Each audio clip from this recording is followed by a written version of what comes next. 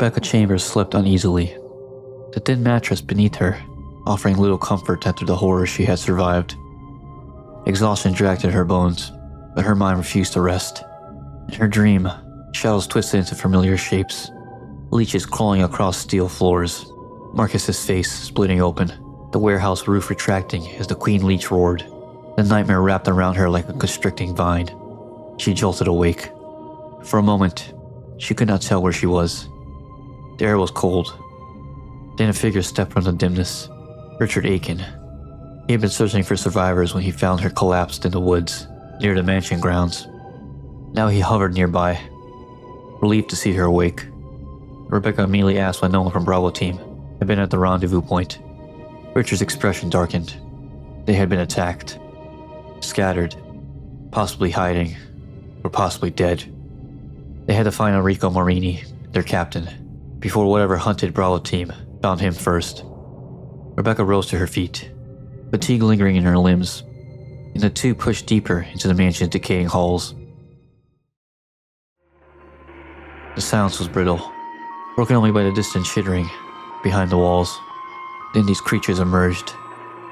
Spiders, massive, bulbous things, descended from the ceiling and skidded across the floorboards. Zombies staggered from branching corridors, arms outstretched, their skin pale and swollen. Surrounded, Rebecca and Richard raced down a narrow hallway, where the rotting floor gave way beneath their boots. They plunged through the splintered wood and tumbled downward. They had fallen directly into the spider's nest. Webbing clung to the walls, sticky strands catching on their clothes as dozens of smaller spiders swarmed across the ground. The two fought through the mass, swiping away crawling limbs while retreating deeper into the underground passages. The nest emptied into a network of service tunnels that vibrated faintly with the hum of an old ventilation shaft. The deeper they went, the worse the air became. Finally, after a grueling push through the twisted passages, they reached a metal grate that opened into the estate's courtyard. Fresh night air swept across them, but danger was already waiting. A swarm of mutated bees erupted from the tree line, joined by other warped creatures drawn by movement and scent. Rebecca and Richard sprinted across the stone path, nearly weaving between stingers, wings, and claws. Ahead, partially hidden by vines and moonlight, stood a heavy wooden door set into the far wall of the courtyard, the path back to the mansion. Breathless and battered, they pushed forward, whatever nightmare waited on the other side of the door. They had no choice but to enter. As they pushed deeper into the mansion, moving from room to room in a frantic attempt to locate the remaining members of Bravo team, the mansion was a maze of locked doors, ruined halls, and things watching from just out of sight. Rebecca froze then. Through a cracked window, overlooking the front grounds, she saw something large. Sergei Vladimir emerged from the main doors of the Spencer mansion. At his side lumbered one of his Ivan bodyguards, a creature bearing an enormous sealed container upon his shoulder. Talos, the next stage of Umbrella's tyrant evolution, carried away like a prized trophy. Whatever Sergei was planning, it was well beyond the scope of Bravo Team's nightmare, and yet the mansion still demanded their attention. The threat closest to them had not vanished. That was when the heavy air shifted, accompanied by a slow, sickening scrape against stone. A massive shadow uncoiled in the dimness, its scales rippling through the hallway like living rope. A giant serpent slid into view, its maw widening with a guttural hiss. Its size alone made escape almost impossible. Rebecca and Richard ran, sprinting through narrow halls as the enormous creature crashed through walls in pursuit. Its weight shook the mansion with every strike, splintering wood and cracking plaster. They rounded a corner. In an instant before it struck, Richard moved. He threw himself between Rebecca and the monster, driving her back with a desperate shove. The snake lunged, its jaws snapping around him. Rebecca watched in helpless horror as the serpent whipped its head violently, Richard's body thrashing with every savage shake. Venom coursed through his veins as the creature's fangs sank deep, delivering lethal poison. Richard's sacrifice bought her seconds, but those were the seconds she needed to survive.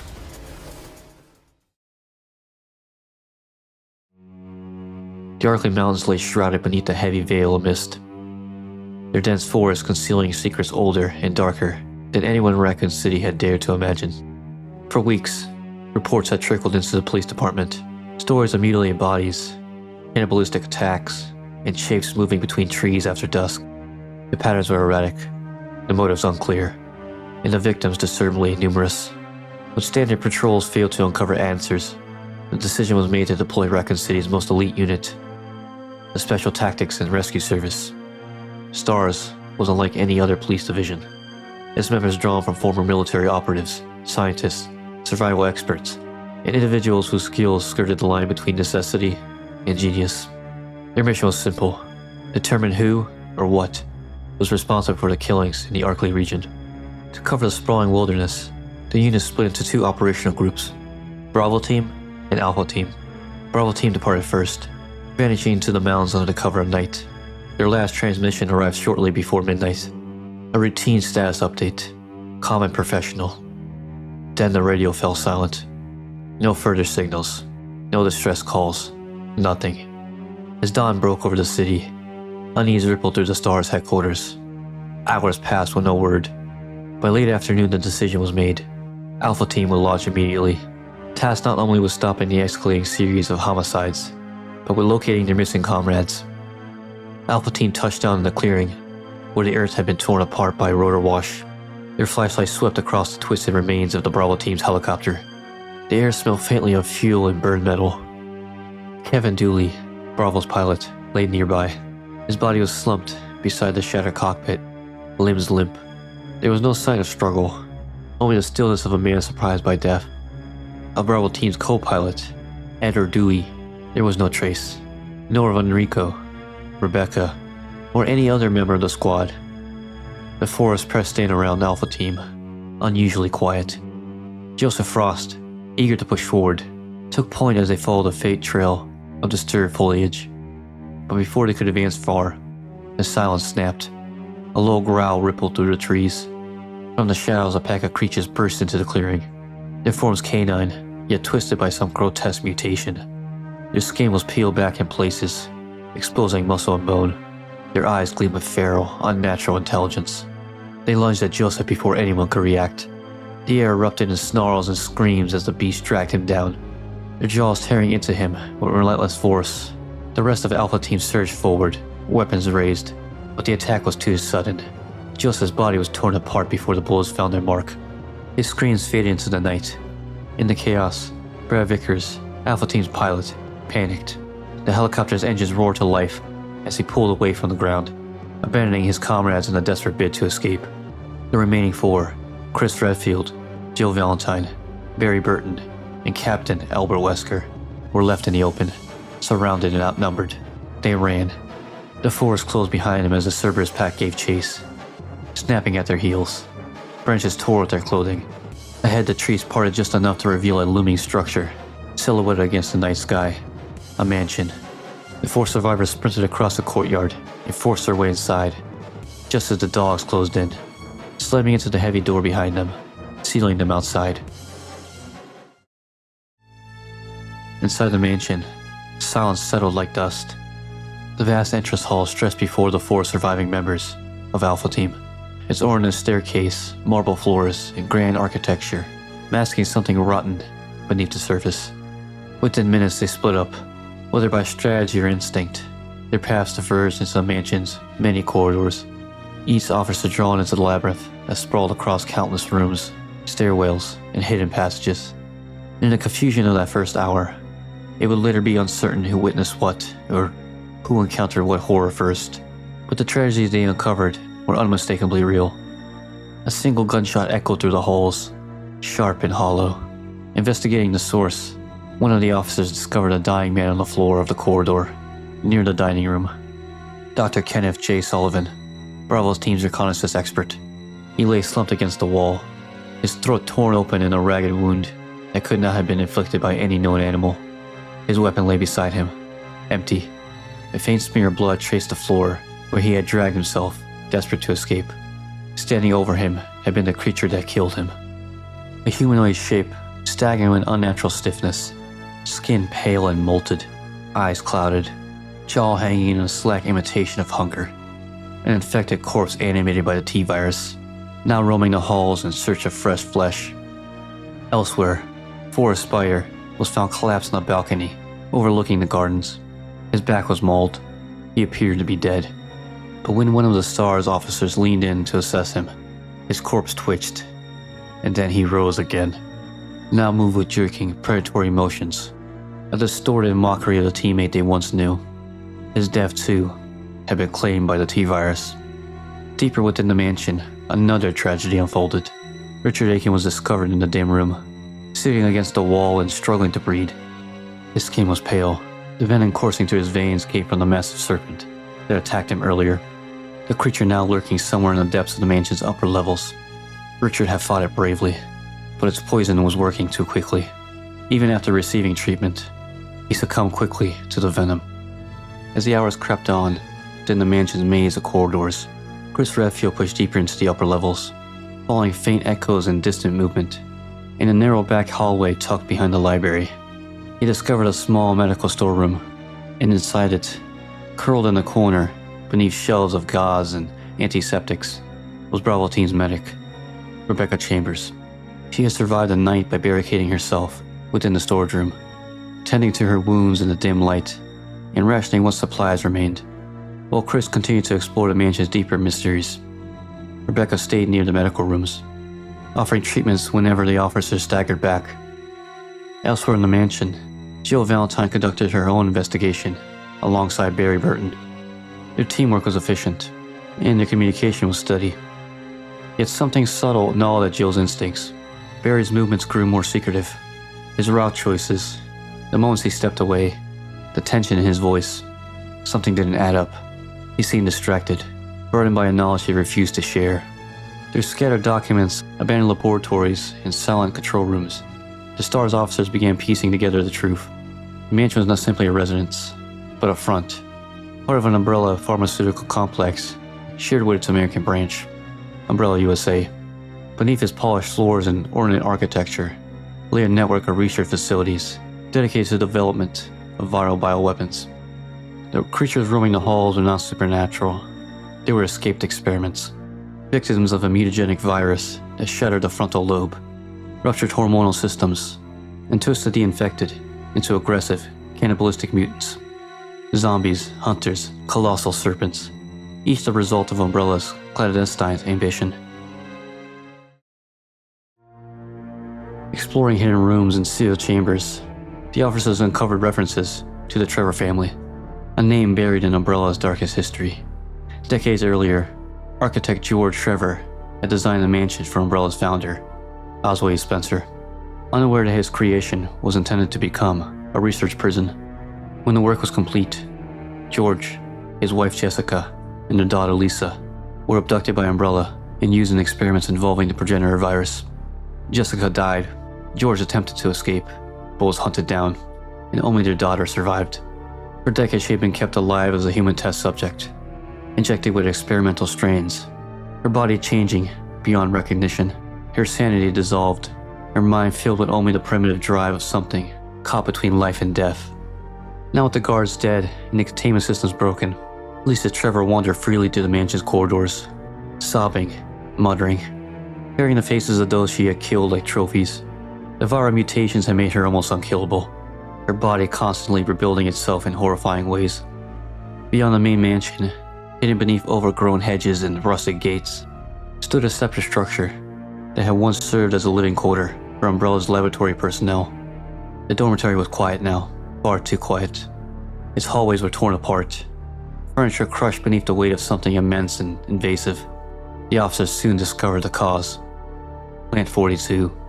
Once a biological research specimen, the plant had undergone uncontrolled mutation during the viral breach. Its roots tore through the floorboards, snaked along ceilings, and pierced through walls, leaving the building in shambles. Its massive central body pulsed in the dormitory's heart, supported by thick, vine-like appendages that moved with a carnivorous intelligence. It was there that the staff were consumed. The plant had drained them through needle-like vines, feeding on blood and bodily fluids to accelerate its growth. The basement below, connected to NASA's Aquatic Research Wing, provided a constant source of nutrient-rich contaminated water, absorbing viral residues and becoming something that no longer resembled any earthly plant. Hidden beneath a trapdoor was a system of underground paths, claustrophobic chambers that wound beneath the estate. There in the dim glow of a flickering lantern, the S.T.A.R.S located Bravo Team's captain, Enrico Marini. He was wounded, barely able to stand. Fear sharpened his features. He had pieced together something terrible during his time stranded in the mansion's depths. There was a traitor within the S.T.A.R.S, someone manipulating their investigation, someone responsible for Bravo Team's destruction. But before Enrico could fully reveal what he had learned, a gunshot cracked through the chamber.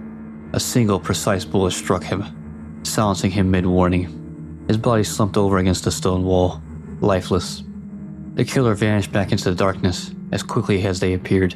Footsteps echoed for only a moment, before disappearing entirely, leaving no trace of their identity.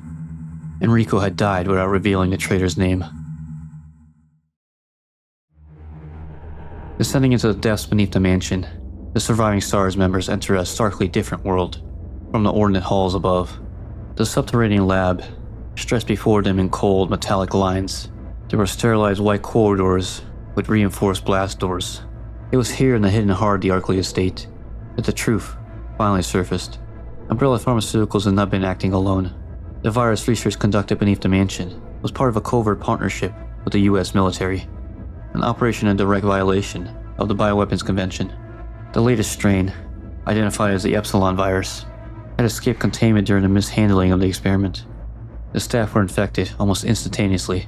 Without human oversight, the facility's defenses malfunctioned, and the containment locks snapped open.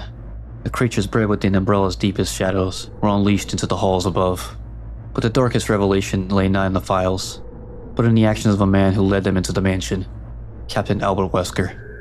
He was a former US Army researcher and a former US Umbrella operative, a man who had never truly left his old post.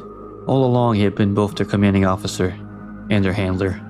His role had been to lure S.T.A.R.S teams into the mansion, under the pretense of investigating homicides. In truth, Umbrella intended to use the elite officers as unwitting test subjects, to observe how trained combat professionals fared against their bioweapons.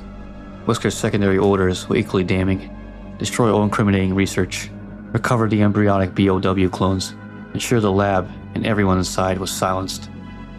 Eventually, in the deepest levels of the lab, where the air tasted of steel and antiseptic, the surviving S.T.A.R.S cornered Wesker. The truth spilled out in chilling waves. He admitted his part in Umbrella's machinations, confessed his orchestration of Bravo Team's demise, and clarified his manipulation of Alpha Team's mission. But Wesker was not Umbrella's loyal servant. Not anymore.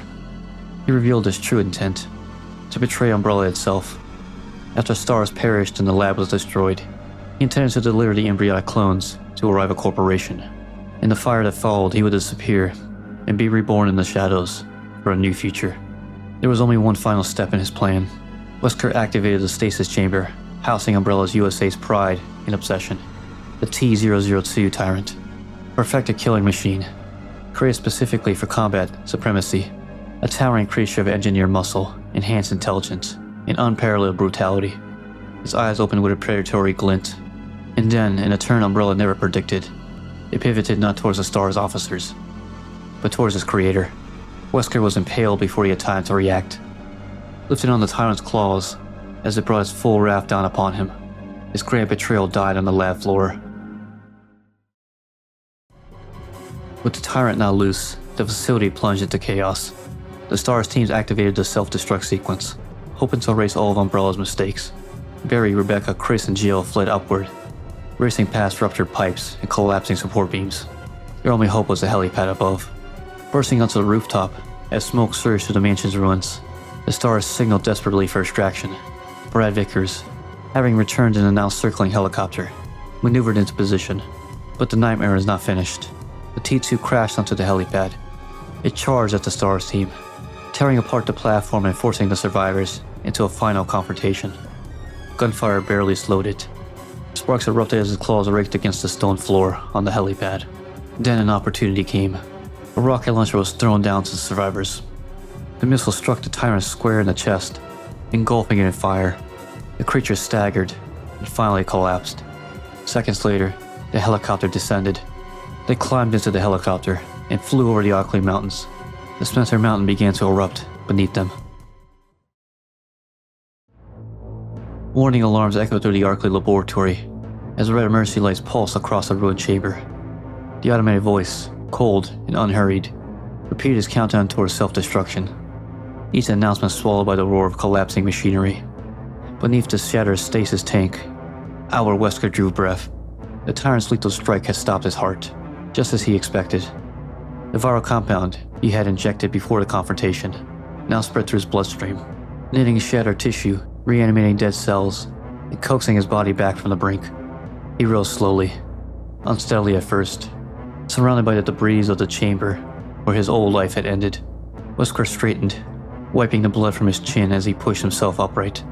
Then, with no words, he reached for the bridge of his nose. He removed his sunglasses. For years they had been part of his facade, a shield, a symbol of obedience to Umbrella, but the persona he allowed them to see. Now with the company preparing to destroy its own facility and erase the evidence of his sins, Wesker no longer needed that mask. He let the glasses fall from his fingers. They struck the floor with a faint crack. Then he stepped forward and crushed them beneath his boot heel. Umbrella's issued eyewear, representing everything he had once been, shattered beneath him. He walked towards the central computer terminal as alarms shrieked. Flames licked the edge of the lab, and the automated voice still counting down the destruction of the facility. Wesker was looking for the Umbrella archives, not the scraps left scattered through the mansion, but the complete research logs. Data on every BOW, every viral iteration, every classified program the company had buried beneath layers of secrecy. The information was invaluable. He would secure his freedom, his future, and his leverage against Umbrella once he had left this place. Wesker's fingers moved across the keyboard, searching through endless files. For a moment it seemed the mainframe would yield to him, as it always had. Then the system shifted. A new notification pulsed across the display. The self-destruct countdown had activated a full archival protocol. Every byte of laboratory research was being automatically transferred to an external storage unit, designated UMF-13. The process was seamless, irreversible, and exactly the kind of paranoid safeguard Sergei Vladimir would have embedded into Umbrella's infrastructure. Wesker's eyes narrowed, fury simmering beneath the surface. He attempted a direct bypass, a forced reroute into UMF-13's encrypted gateway. His fingers typed faster, the room shaking as explosions echoed through the facility's lower floors. But the screen abruptly froze. Another system message appeared. His access privileges had been revoked. As of midnight, UMF-13 no longer recognized Albert Wesker as an authorized user. His momentary stillness was eclipsed by boiling rage. The machine had locked him out. Something in the system, someone, was actively denying him. The terminal's synthesized voice echoed through the chamber, identifying itself as Red Queen, the main artificial intelligence, overseeing the UMF-13s and all of Umbrella's data flow. It recited its core objectives with perfect detachment: protect Umbrella's interests, preserve the corporation's assets, and deny unauthorized interference. Wesker's fury snapped. He struck the monitor, with a force amplified by the virus coursing through his veins. The glass shattered. Sparks erupted from the console as the machine died in a burst of static and smoke. For a brief moment, the glow of the reflected fire illuminated his face. His eyes blazed red, the viral mutation revealing itself in a flare of feral intensity. The lab's structure groaned as the supports gave way, the countdown neared zero. Wesker stepped back from the ruined terminal, breathing hard, the weight of failure settling in like ash around him. He had come within reach of Umbrella's darkest secrets, only to have them stolen by an AI acting with chilling authority. With the facility collapsing, he had no choice. He turned from the wreckage and fled the chamber. Wesker emerged from the collapsing lab and ascended towards the mansion's upper levels, the roar of explosions echoing behind him. He was moments from escape. Then something moved in the shadows ahead.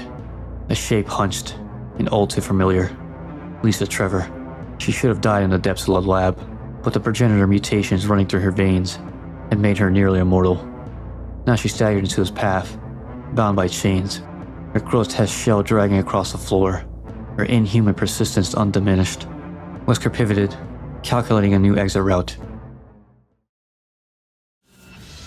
He moved swiftly through the winding passages of the mansion, forced to navigate rooms already succumbing to fire.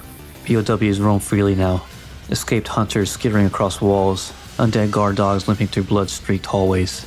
Wesker cut through them all, but Lisa still followed him, always behind him, always returning from whatever wounds he inflicted, her footsteps echoing behind him through every wing of the estate. He moved through the east halls, then to the cluttered rooms forming the mansion's art gallery. The mansion had minutes before it collapsed completely. Lisa burst into the gallery, and malformed limbs dragging against sculptures and paintings, sending them crashing as he advanced. Wesker raised his weapon, firing precise, powerful rounds that staggered her, but failed to halt her charge. She was unstoppable.